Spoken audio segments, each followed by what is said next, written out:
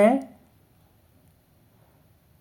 पहला यहाँ पे आप क्वेश्चन देख सकते हैं। कहा जा रहा है कि विच इज दिस 27 है ना 27th term of this sequence 5 14 23 है ना। तो यहाँ पे निकालने बोल रहा है हम लोग को 27th टर्म। तो ध्यान दीजिए यहाँ पे देख सकते हैं कि यहाँ पे जो डिफरेंस है इन दोनों के बीच जो डिफरेंस है वो 9 का है। एंड फिर इन दोनों के बीच का भी डिफरेंस जो है वो 9 का है। एंड यहाँ पे दिख रहा होगा कि ये एपी के फॉर्म में है, दिख रहा होगा कि ये एपी के फॉर्म में है ना। और एपी में आपका अगर A27 निकालना बोले है ना 27th टर्म बोले तो A27 लिखते हैं और ये हो जाता है फॉर्मूला A+n-1D है ना। यहाँ हो जाएगा A+n-1 हो जाएगा 26, समझा ना। 27 में से एक कम करके D होता है। अब देखिए यहाँ पे A जो है वो 5 है, पहला टर्म 5 है, और D जो होता है वो दूसरा टर्म में से पहला टर्म घटा दो, यानी 14 में से 5 घटा दो तो कितना आया यहाँ पे 9 आया। तो कॉमन डिफरेंस जो हो गया वो यहाँ पे 9 हो गया, यानी ए की जगह पे क्या रखेंगे 5 प्लस 26 गुने डी की जगह पे क्या रखेंगे 9, ठीक है ना। 26 गुने 9 हो जाएगा, ठीक है। तो यहाँ पे क्या आ गया, यहाँ पे आ गया 5 प्लस 234 है ना। 26 गुने 9 234 हो गया, ठीक है। अब 234 में अगर 5 ऐड करेंगे तो ये हो जाएगा 239, यानी यहाँ हो जाएगा ऑप्शन ए। इस क्वेश्चन का आंसर हो जाएगा ऑप्शन ए, ठीक है। चलिए अगला सवाल चलते हैं, अगला सवाल चलते हैं। देखिए नेक्स्ट सवाल यहाँ पे कह रहा है कि in an AP first term is 1, ठीक है। एक एपी में फर्स्ट टर्म 1 है और लास्ट टर्म 11 है। कह रहा है if the sum of n terms is 36 the value of n will be, है ना। तो देखिए क्या दिया हुआ है, कह रहा है कि फर्स्ट टर्म जो है वो 1 है, ठीक है, और जो कॉमन डिफरेंस है ना सॉरी लास्ट टर्म यानी एल भी दिया हुआ यहाँ पे 11, ठीक है। और कह रहा है कि जो एस एन होगा वो दिया हुआ है 36। तो बताओ बोल रहा है कि एन का वैल्यू क्या होगा, है ना। तो देखिए यहाँ पे एस एन का फॉर्मूला लगाएंगे। एस एन का फॉर्मूला क्या होता है n/2 a+l। समझ में आ रहा है कि जब आपका फर्स्ट टर्म और लास्ट टर्म दिया हो तो उसके लिए फॉर्मूला होता है a+l। चलिए वैल्यू पुट करते हैं। एन का वैल्यू तो निकालना ही था, एस एन हमको दिया हुआ है तो एस एन हो गया 36, एन तो हम लोग को निकालना ही था तो यहाँ हो जाएगा n/2, ठीक है। और साथ में हो जाएगा a+l, और a यहाँ पे 1 है और l यहाँ पे 11 है, ठीक है ना। तो यहाँ से कितना आ गया देखिए 36 इक्वल टू यहाँ पे आ गया n/2 गुने 1 + 11 हो गया 12। समझ में आ रहा है। तो देखिए यहाँ पे 2 से 12 कटा 6 बार में, 6 से 36 कटा 6 बार में, यानी n का वैल्यू यहाँ पे आ गया 6, है ना। यहाँ से हो गया ऑप्शन सी, n का वैल्यू 6 आ गया और यहाँ से आ गया ऑप्शन सी, ठीक है। चलिए तो अब अगला सवाल चलते हैं। ये सवाल समझ में आ गया होगा। अब अगला सवाल हम लोग करते हैं। अगला सवाल यहाँ पे हम लोग को कहा जा रहा है, अगला सवाल हम लोग को यहाँ पे कहा जा रहा है कि the third term in GP is 4, the product of first 5 term is, ठीक है। क्या कहा जा रहा है कि जो थर्ड टर्म है जीपी का, यानी यहाँ पे अगर हम लोग जीपी को मान लो A3 लिख रहे हैं ना थर्ड टर्म को, तो A3 क्या होता है AR², जहाँ पे A होता है फर्स्ट टर्म, R होता है कॉमन रेशियो, है ना। यानी आपको यहाँ पे AR² दिया हुआ है 4, है ना। और आपको फर्स्ट 5 टर्म का निकालना है प्रोडक्ट। ध्यान रखिए फर्स्ट टर्म क्या होगा A गुने, सेकेंड टर्म क्या होगा AR गुने, थर्ड टर्म क्या होगा AR² गुने, फिर यहाँ पे फोर्थ टर्म क्या होगा AR³ गुने, फोर्थ टर्म यहाँ पे फिफ्थ टर्म क्या होगा AR⁴। हम लोग ये निकालना है, हम लोग को यहाँ पे यही प्रोडक्ट का वैल्यू चाहिए, इसको मान लो P कह देते हैं। तो यही प्रोडक्ट का हम लोग को यहाँ पे वैल्यू चाहिए था। देखिए AR² का वैल्यू तो 4 दे रखा है, तो AR² की जगह पे 4 लिखते हैं, इस AR² की जगह पे 4 लिखते हैं, फिर इनटू देखिए AR² का पेयर बनाइए। देखिए यहाँ पे क्या है A है A है A है A है 4 A है, तो यहाँ पे A हो गया A⁴ गुने, अब R देखिए यहाँ पे एक R है ना, R³ यहाँ पे तो R की पावर 4 हो गया, और फिर R³ यहाँ पे तो R की पावर 8 हो गया, है ना। बेस सेम तो पावर ऐड, और यहाँ पे कितना आ गया 4 इंटू देखिए A पावर 4 है R पावर 8 है, इसको हम लोग लिख सकते हैं ना कि AR² के पावर में यहाँ पे 4 है ना। देखिए मल्टीप्लाई करके देखिए पावर मतलब अलग अलग करके देखिए हो जाएगा आपका कि यहाँ से जब पावर 4 यहाँ पे किए तो एक पावर 4 हो गया, और आर स्क्वायर के पावर 4 किए तो आर के पावर 8 आ गया, यानी सही हम लोग लिखे।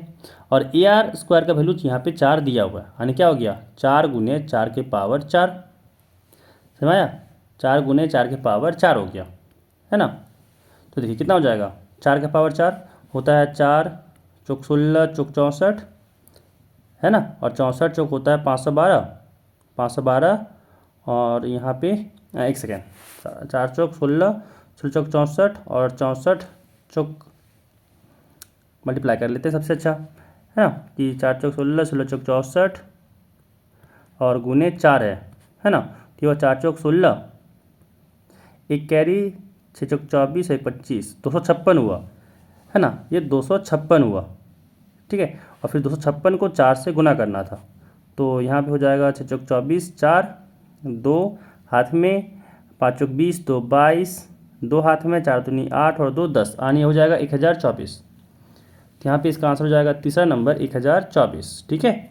चलिए अगला सवाल देखिए, अगला सवाल देखिए। अगला सवाल यहाँ पे कह रहा है कि इफ़ यहाँ पे दिया हुआ 15 PR, ये परमुटेशन का सवाल है, कह रहा है ये बराबर है 2730 के, तो आर का हम लोग को निकालना है वैल्यू, है ना। देखिए करना क्या है कि इसे 15 PR है, तो बाई डेफिनेशन अगर देखें 15 PR का बाई डेफिनेशन देखें तो क्या होता है, 15 PR जो होता है वो होता है 15 फैक्टोरियल बट्टा में 15 माइनस आर का फैक्टोरियल, है ना, ये होता है परमुटेशन का डेफिनेशन।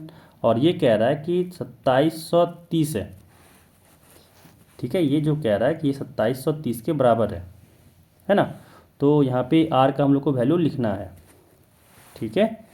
देखिए यहाँ पे अगर हम लोग देखें तो क्या करते हैं ना, आर का वैल्यू इंडिविजुअली पुट करके चेक कर लेते हैं, क्योंकि इतना हम लोग अगर सॉल्व करें तो बहुत ज़्यादा इक्वेशन आएगा, है ना। इक्वेशन को फिर यहाँ पे फैक्टोरियल में तोड़ेंगे तो इक्वेशन आएगा, फिर सॉल्व करना होगा। इससे अच्छा है कि आर का वैल्यू को पुट करके चेक ही ना कर लें, कोई दिक्कत तो नहीं होगा आपको, है ना। अब देखिए पुट करते हैं, है ना।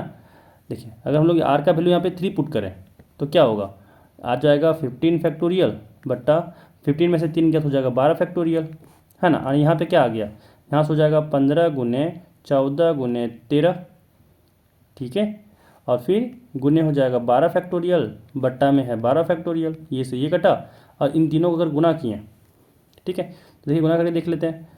यहाँ पे है 15 और यहाँ पे 14 था, 15 और 14 का गुना करना है ना। तो ये कितना हो जाएगा, यहाँ पे अगर देखें तो हो जाएगा आपका 21, है ना, यहाँ पे हो जाएगा 21, यानी यहाँ हो गया 210 हो गया, ठीक है। और फिर इसको अगर हम लोग 13 से गुना करें तो कितना हो जाएगा, 0 3, यहाँ पे हो गया 6, यहाँ से हो गया 0, यहाँ से हो गया 1, यहाँ से हो गया 2, ठीक है, यहाँ से 0 3 7 2, देखिए आ गया 2730, है ना। तो यहाँ पे क्या हो जाएगा, आर का वैल्यू हो जाएगा 3, ठीक है। तो ये भी समझ में आ गया होगा कैसे बनाया जाता है। चलिए अगला सवाल, अब देखते हैं अगला सवाल। देखिए अगला सवाल यहाँ पे कॉम्बिनेशन से दिया हुआ है, कह रहा है कि इफ़ यहाँ पे NC12 is equal to NC8 है, तो बताओ n का वैल्यू क्या होगा, ठीक है। तो इसके लिए याद रखिएगा, इसके लिए याद रखिएगा कि जब NC मान लेते हैं नीचे P है इक्वल टू NCR है, ठीक है, तो ये तभी पॉसिबल है, याद रखिएगा ये कंडीशन, ये तभी पॉसिबल है जब पहला या तो P इक्वल टू R हो, है ना, या फिर दूसरा P प्लस R जो है वो N के बराबर है। ये दो ही केस में ये पॉसिबल होता है ना। तो देखिए यहाँ पे 12 और 8 तो बराबर है नहीं, है ना, तो क्या होगा, दूसरा वाला कंडीशन लगेगा कि भाई 12 और 8 का जोड़ कर दो तो N आ जाएगा, और 12 और 8 को जोड़ें तो हो जाएगा 20।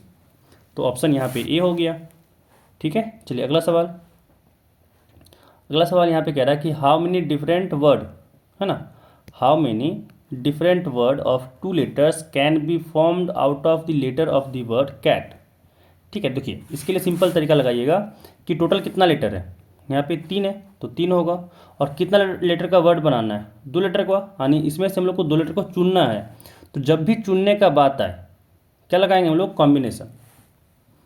जब भी चुनने का बात आएगा हम लोग लगाएंगे इसमें कॉम्बिनेशन, ठीक है।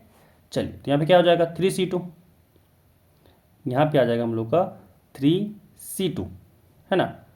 तो यहाँ पे क्या हो गया 3 फैक्टोरियल अपॉन यहाँ पे हो गया 2 फैक्टोरियल, है ना। यहाँ पे हो गया 2 फैक्टोरियल, ठीक है। और साथ में यहाँ क्या हो जाएगा 3 - 2 1 फैक्टोरियल, यानी टोटल यहाँ पे कितना लेटर बनेगा 3। टोटल यहाँ पे कितना लेटर बनेगा 3 लेटर बनेगा, समझ में आ रहा है ना। तो देखिए अगर आप चाहें तो इसको ऐसे चुन भी सकते हैं, जैसे कि पहला CA हुआ, फिर दूसरा AT हुआ, समझ में आ रहा है। फिर अगर तीसरा ढूंढना चाहे तो CT हुआ, है ना। अब जहाँ ध्यान दीजिएगा ये यहाँ पे चुनने का तरीका हुआ, 2 लेटर को चुनना है। अब ये भी तो होगा भाई, ये आपस में देखिए CA बना तो इसका हम लोग AC भी तो बना सकते हैं, AT बना तो इसका हम लोग बना सकते हैं TA भी तो, और ये CT है तो CT का हम लोग बना सकते हैं TC भी। तो यहाँ पे हम लोग को मल्टीप्लाई करना पड़ता है 2 फैक्टोरियल से, ठीक है। तो यहाँ पे हो जाएगा 2 फैक्टोरियल, यहाँ भी हो जाएगा 2 फैक्टोरियल, समझ में आ रहा है। और 2 फैक्टोरियल तो 2 ही होता है, यानी 3 × 2 हो गया 6। टोटल हम लोग यहाँ पे 6 लेटर, यहाँ पे 6 वर्ड बना सकते हैं, तो हो जाएगा ऑप्शन बी, ठीक है, ऑप्शन बी। चलिए अगला सवाल, है ना। देखिए ध्यान रखना इस सवालों को, जो पिछला सवाल है कि भाई पहले तो चीज़ों को सिलेक्ट करना है चाहिए कितना, और फिर आपस में रीअरेंज भी तो होगा, 2 लेटर जो है वो आपस में रीअरेंज भी होगा, समझ में आ रहा है ना। चलिए अगला सवाल देखिए, यहाँ पे हम लोग को कह रहा है कि इफ़ NP3 जो है वो 60 के बराबर है तो n का वैल्यू बताओ, है ना। क्या कह रहा है हम लोग को कि NP3 ये 60 के बराबर है, तो बताओ n का वैल्यू क्या होगा। देखिए या तो आप डायरेक्ट वैल्यू पुट करके चेक कर सकते हैं, ठीक है। जैसे देखिए हम लोग ये चीज़ जानते हैं कि अगर 3P3 निकालना चाहें तो ये तो हो जाएगा 1, हमारा 3P3 ये हो जाएगा, सॉरी एक सेकेंड 3P3 बोल रहा है ना, एक सेकेंड। तो 3P3 1 नहीं होगा, 3P3 1 नहीं होगा, क्योंकि देखिए n p और मतलब मान लो MPN का डेफिनेशन तो क्या था m factorial upon m minus n factorial था, ये ना था। तो ये 3 - 3 तो कट के नीचे 0 हो जाएगा, 0 फैक्टोरियल 1 होता है, यानी जो 3P3 था वो आपका हो जाएगा 3P3 था वो हो जाएगा आपका 3 फैक्टोरियल, ठीक है ना। देखिए तो ये 3 फैक्टोरियल हो गया, और 3 फैक्टोरियल तो 60 होता नहीं है, तो यहाँ पे 3 तो हो नहीं सकता, समझ आ रहा है। तो अब 5 के लिए चेक करेंगे हम लोग, तो 5P3 क्या होगा 5 फैक्टोरियल अपॉन 5 - 3 2 फैक्टोरियल हो जाएगा, ठीक है ना। 5 - 3 2 फैक्टोरियल हो जाएगा। अब इसको चेक करते हैं क्या हो जाएगा 5 फैक्टोरियल को, कि 5 × 4 × 3 × 2 फैक्टोरियल डिवाइडेड बाई 2 फैक्टोरियल है ना। 2 फैक्टोरियल से 2 फैक्टोरियल कटा, और यहाँ से हो गया 5 4 जा 20, 23 जा 60, यानी यहाँ पे हो गया ऑप्शन हम लोग का बी। तो 7 का आंसर हो जाएगा हम लोग का यहाँ पे बी, ठीक है। चलिए अगला सवाल देखिए, अगला सवाल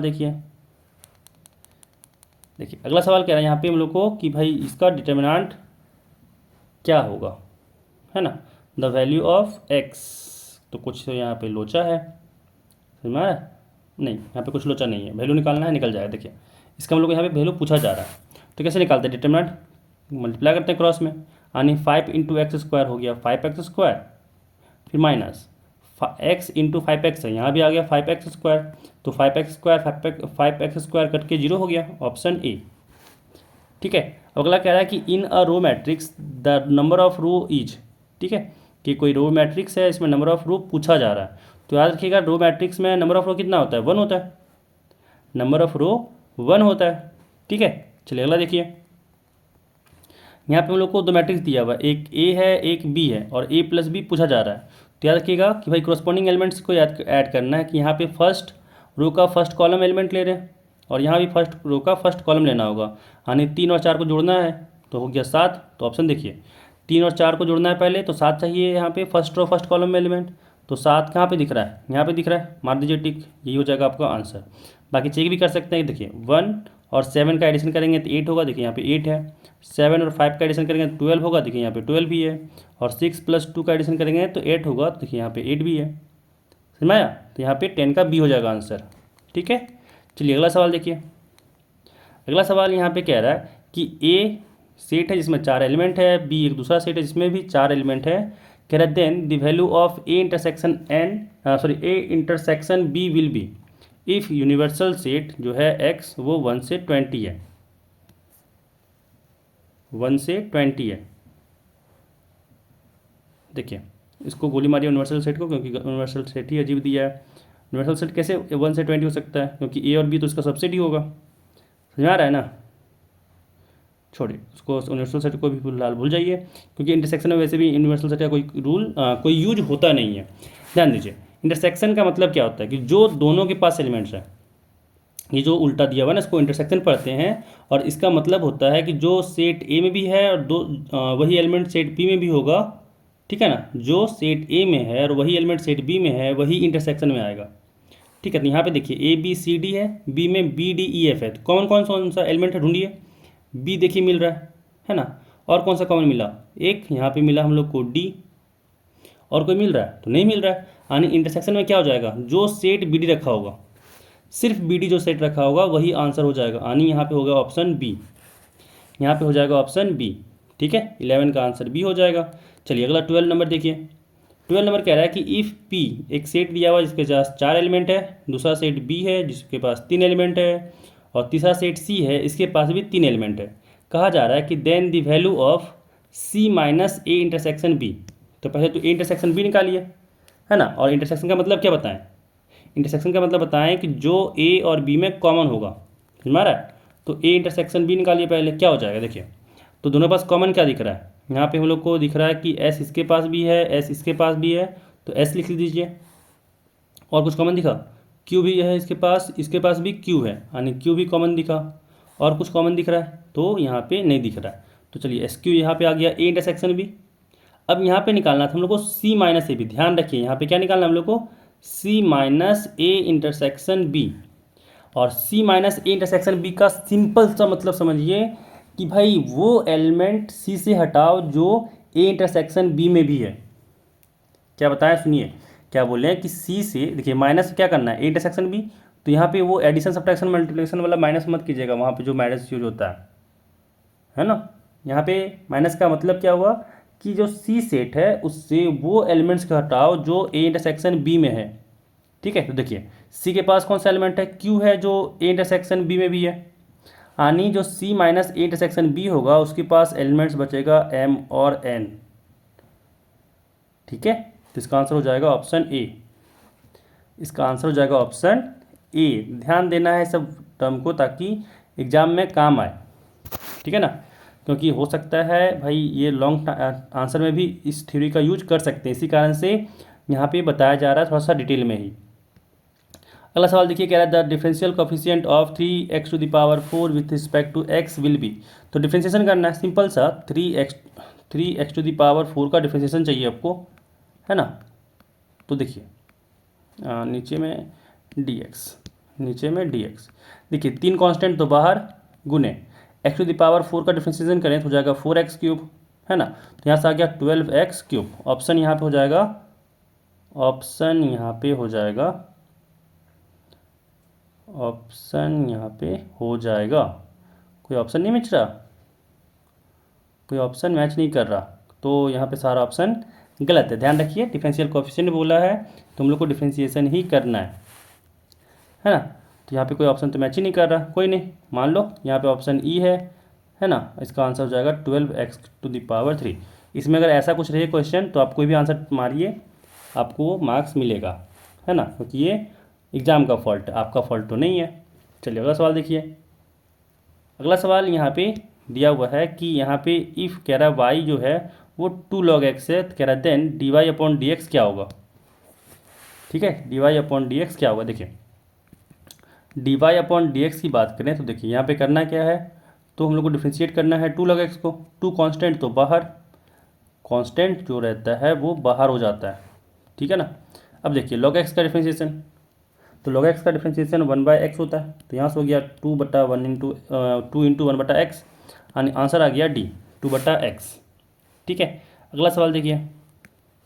अगला सवाल देखिए यहाँ पे इंटीग्रेशन से है है ना। कह रहा है कि इंटीग्रेट करना है हम लोग को 2x+3 के पावर में 5 को, 2x+3 के पावर में 5 को, ठीक है। तो इसके लिए एक फॉर्मूला याद रख लीजिएगा, इसके लिए एक फॉर्मूला याद रख लीजिएगा। क्या होता है कि अगर ax+b के पावर में ax+b के पावर में n है और इसका हम लोग को इंटीग्रेशन करना है, तो ध्यान दीजिएगा क्या होता है कि ax+b के पावर में n+1 फिर बट्टा में n+1। अच्छा, अभी ये ख़त्म नहीं हुआ है, अभी ये ख़त्म नहीं हुआ है, साथ में यहाँ पे a का मल्टीप्लिकेशन भी होता है, ठीक है। डिवीजन में a का मल्टीप्लिकेशन भी होता है। तो सिंपल सा ध्यान रखिएगा कि इसका इंटीग्रेशन करना है तो क्या होगा, जो यहाँ पे दिया हुआ है ना, पावर में 1 करना है, बट्टा में फिर n+1 करना है, और साथ ही क्या होगा, इसको डिवाइड करना है a से, जो x के साथ मल्टीप्लाई रहेगा। ध्यान ये रखना है कि जो x के साथ मल्टीप्लाई रहेगा उसी से यहाँ पे डिवाइड करना है, ठीक है। अब देखिए, जो आपका 15 नंबर सवाल है उसको मिलाइए।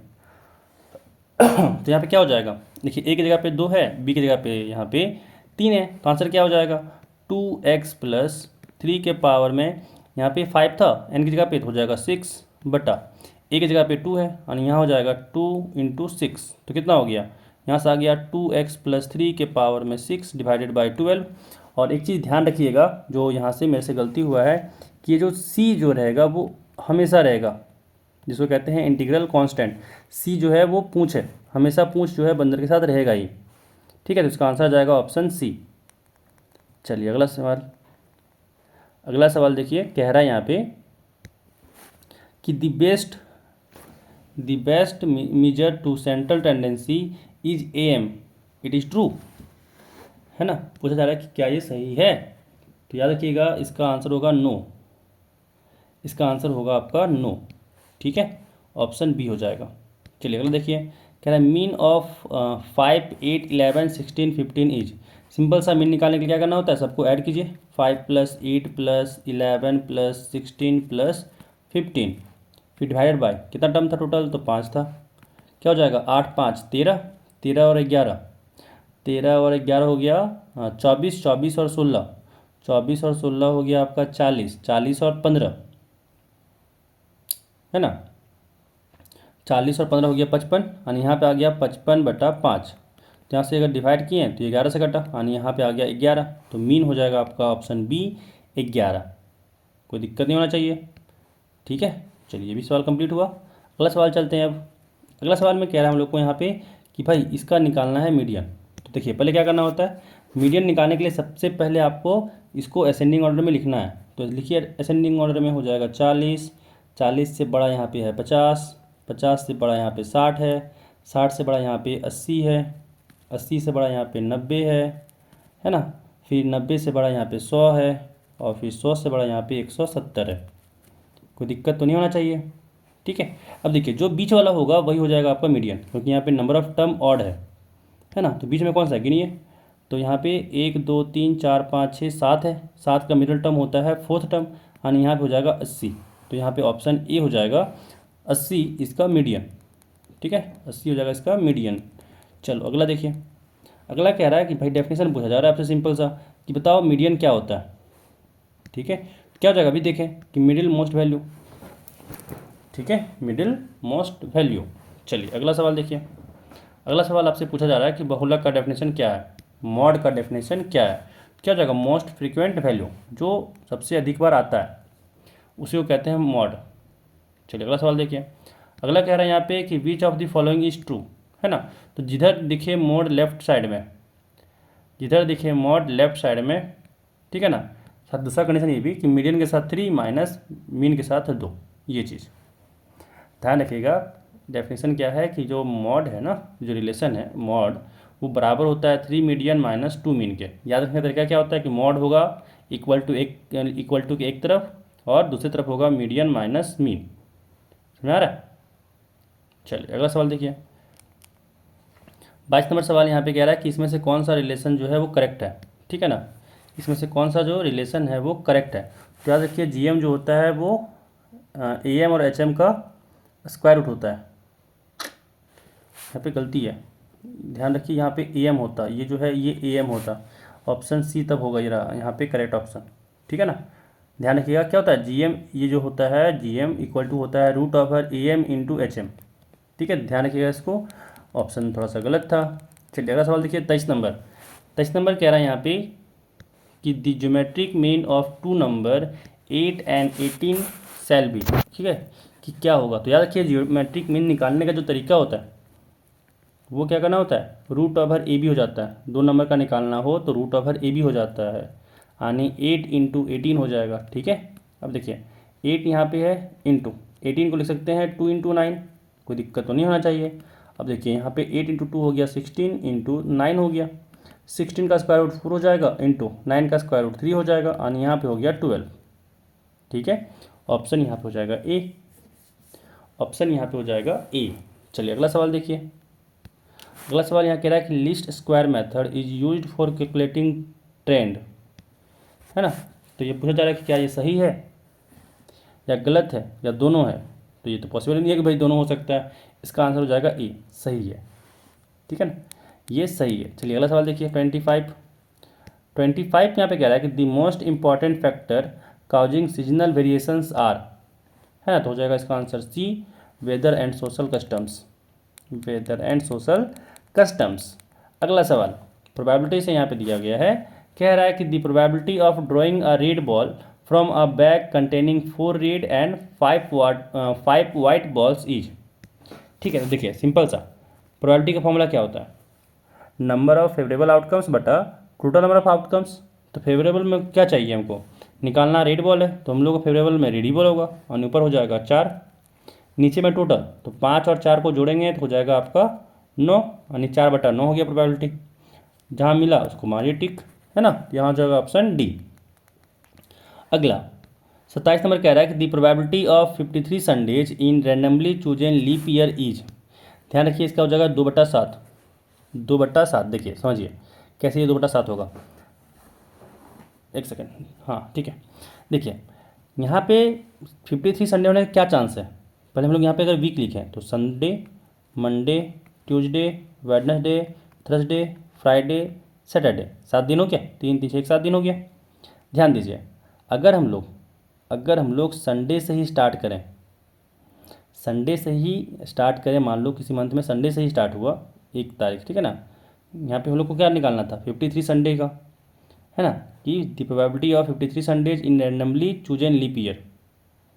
ठीक है ना। चलो तो अगला देखिए लीप ईयर अगर जनरली चुनेंगे तो कितना चांस हो सकता है, प्रोबेबिलिटी क्या हो सकता है कि 53 संडे हो, है ना। देखिए अगर हम लोग संडे से ही स्टार्ट करें तो टोटल अगर 52 वीक की बात करें, टोटल अगर हम लोग यहाँ पे 52 वीक की बात करें तो कितना डे जाएगा, 7 2 14, और यहाँ पे हो जाएगा 7 5 35 और 1 36, यानी 364 दिन तो चला जाएगा, है ना। अगर यहाँ पे हम लोग 7 को स्टार्ट किए तो कितना हो जाएगा, ऐसे ऐसे 52 वीक आएगा और यहाँ पे 364 खत्म हो जाएगा। ध्यान रखिएगा, ठीक है, 364 खत्म हो जाएगा। अब देखिए यहाँ पे बोला जा रहा है लीप ईयर, तो लीप ईयर में तो 366 दिन होता है, 366 दिन होता है, समझ में आ रहा है। तो जैसे 364 दिन यहाँ पे ख़त्म हुआ होगा, अगला दिन क्या आया होगा, 365वां दिन फिर से संडे हो गया होगा, और 366वां दिन हुआ होगा मंडे। ध्यान रखिए, तो यहाँ पे जो हम लोग को संडे चाहिए था तो 53 संडे मिल गया, क्योंकि देखिए यहाँ से यहाँ तक का 52 तो हो ही गया था, और एक यहाँ पे एक्स्ट्रा मिला तो 53 हो गया। ध्यान दे रहे हैं, 53 हो गया। ठीक है, तो यहाँ पे एक कंडीशन ये बना, 7 दिन में से क्या क्या चुन रहे हैं उसको बता रहे हैं कि 7 दिन में अगर संडे से स्टार्ट किए तो एक बार चांस बना। ठीक है, और अगर हम लोग एक बार स्टार्ट करें, अगर हम लोग एक बार स्टार्ट करें सैटरडे से, है ना, तो अगर हम लोग सैटरडे से भी स्टार्ट करेंगे तो ऐसे करके फील करता हुआ आएगा, ऐसे करके फील करता हुआ आएगा, ऐसे करके फील करता हुआ आएगा, और जैसे ही ये 52 वीक होगा, है ना, आखिरी में कौन सा नंबर आया होगा, 365। समझ आ रहा है ना, क्योंकि 300 देखिए यहाँ पे क्या बताएं कि भाई 52 को 7 से मल्टीप्लाई किए तो पूरा 52 वीक था, तो 364 हो गया, और एक दिन एक्स्ट्रा भी तो लिया था, सैटरडे लिया था, तो 365 हुआ। ठीक है ना, अभी भी एक दिन बचा हुआ है, क्योंकि लीप ईयर में 366 होता है, तो एक दिन यहाँ पे पहुँच जाएगा 366वां दिन, यानी कितना संडे हो गया टोटल, यहाँ भी हो गया 52 इधर था, और एक यहाँ पे हो गया 53 हो गया, यानी क्या चांस बना, सप्ताह में ऐसा 2 दिन था जब सैटरडे और संडे से स्टार्ट हुआ मंथ, तो उस बारी में क्या होगा, जो लीप ईयर आएगा वो क्या आएगा हमेशा, प्रोबेबिलिटी 2/7। ठीक है, तो यहाँ से समझ में आ गया वो कैसे निकाला जाता है। चलिए अगला सवाल। अब देखिए इसका अगला सवाल, देखिए कह रहा है कि in a single throw of 2 dice the probability of getting a total greater than 8, है ना। In a single throw of 2 dice the probability of getting a total जो है वो ग्रेटर देन 8। ध्यान रखिए कि 8 से ग्रेटर क्या मिल सकता है आपको, 9, 10, 11, 12। अब सोचिए 9 हम लोग कैसे कॉम्बिनेशन में मतलब बना सकते हैं, आपका जो आपका डाइस के जो आपके आता है नंबर्स उसके सम में हो, है ना। तो देखिए 9 कैसे बना सकते हैं, एक तो 3 और 6 का पेयर बनेगा, समझ ना। एडिशन देखिए 9 हो गया, तो 3 6 का बना तो 6 3 ही बनेगा, समझ ना। और इसके सिवा और कोई डाइस में आएगा ही नहीं कि सम उसका 9 हो जाए। क्या होगा, नहीं और होगा 4 5 भी होगा और साथ में 5 4 भी होगा, सॉरी ये और भी तो होगा। 9 आने का तरीका और क्या हो सकता है, 4 5 5 4, है ना। अब नहीं होगा, यही 4 तरीके हैं जिसके कारण सम 9 हो जाए, है ना। ये 9 वाला बात करें अभी हम लोग। अगला देखिए 10 वाला की बात करें हम लोग, तो 10 वाला जब हम लोग बात करें तो क्या पॉसिबिलिटीज है कि 4 और 6 हो सकता है, समझ रहा है, और 6 और 4 भी हो सकता है। दूसरा पॉसिबिलिटीज क्या है कि 5 और 5 हो सकता है, ठीक है ना। और कोई पॉसिबिलिटीज नहीं है, और कोई पॉसिबिलिटीज है ही नहीं। अब देखिए 11 का क्या तरीका है, तो देखिए यहाँ पे अगर हम लोग 5 और 6 लें, ठीक है, और 6 और 5 ले लें, समझ में आ रहा है। और कोई तरीका ही नहीं होगा इसके सिवा, क्योंकि 4 से अगर लेना चाहें तो 4 के लिए 7 चाहिए होगा, पॉसिबिलिटी नहीं है, ठीक है ना। देखिए अब 12 के लिए निकालते हैं कि सम जो 12 हो जाए, तो क्या तरीका है, 6 + 6, एक ही पॉसिबिलिटीज है 6 + 6 जिसका हम लोग का हो जाएगा 12 एडिशन, समझ में आ रहा है। तो एक आ जाएगा आपका 6,6 टोटल कितना हुआ। तो टोटल यहाँ पे जो हम लोग को बोला जाता है फेवरेबल आउटकम्स, ध्यान रखिएगा, फेवरेबल आउटकम्स बटा टोटल नंबर ऑफ आउटकम्स। तो टोटल यहाँ पे 2 सिक्का फेंकने का 36 होता है, और फेवरेबल आउटकम्स कितना हो जाएगा, गिन लीजिए कि 1 2 3 4 5 6 7 8 9 10, और यहाँ हो जाएगा 10/36, 10/36। कोई दिक्कत नहीं होना चाहिए, समझ में आया? कोई दिक्कत यहाँ पे नहीं होना चाहिए। अच्छा आंसर, एक सेकंड, कोई छूटा है, 1 2 3 4 5 6 7 8 9 10, कोई छूटा है क्या, कोई यहाँ पे छूटा है क्या, कोई छूटा है क्या, 6 4 4 6 और फिर 5 5, और कोई चांस 3 6 5 4, और कोई चांस दिख नहीं रहा। तो ऑप्शन कोई मैच नहीं कर रहा यहाँ पे, इसका आंसर होगा 5/18, 5/18। यहाँ पे कोई ऑप्शन मैच नहीं कर रहा है, एक बार चेक कर ले रहे। तो हम लोग को चाहिए था 9 10 11 12, ये ना चाहिए था कि 2 डाइस को ड्रॉ किया गया और ग्रेटर देन 8 आना चाहिए था। इट मीन सही है, 9 10 11 12 आना चाहिए था। तो 9 आने के लिए क्या पॉसिबिलिटीज है कि देखिए दो दो तो ले नहीं सकते हैं, क्योंकि उसके लिए 7 चाहिए होगा, 7 से पॉसिबिलिटी ही नहीं है। 3 अगर लिए तो उसके लिए 6 मिला, मतलब सही है, 3 से 6 मिला तो 6 से 3 ही मिल सकता है, मतलब ये सही है।